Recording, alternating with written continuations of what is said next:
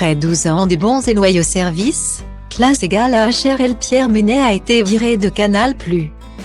Son comportement jugé sexiste et évoqué dans Je ne suis pas une salope, je suis une journaliste.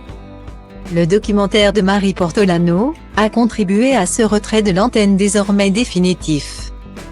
Il était une figure incontournable du Canal Football Club auprès d'Hervé Matou. Aujourd'hui, rien ne va plus entre les deux journalistes. Depuis mars dernier et la diffusion du documentaire, c'est silence radio ou presque.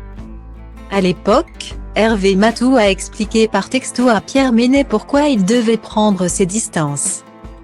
Un message toujours pas accepté ni compris. C'est désormais via interviews interposées qu'il s'écharpe. Lui, il était là pour faire le beau quand j'étais malade, mais quand il a fallu sortir, cessez-le. Il n'y avait plus personne, avait déclaré Pierre Ménès à Téléstar en juillet dernier. J'espère juste qu'il finira par prendre le chemin de la remise en cause que l'époque nous dicte d'avoir. Pour l'instant, il ne semble pas l'avoir fait, avait de son côté sobrement répliqué l'animateur dans les pages de l'équipe le 13 septembre 2021. Moins de 10 jours plus tard, auprès du même quotidien sportif, Pierre Ménès est direct. Pour moi, il est mort, lance-t-il à propos d'Hervé Matou. À la mi-juillet. Il semblait pourtant ne retenir que les bons souvenirs de ces 12 années passées chez Canal+. Même si ces derniers mois ont été difficiles, je n'oublierai jamais ces années à Canal. Leur bonté quand j'ai été malade et leur accueil à mon retour. Et leur professionnalisme au service des sports. Je pars avec de l'affection. Canal sera dans mon écurie, écrivait-il sur Twitter.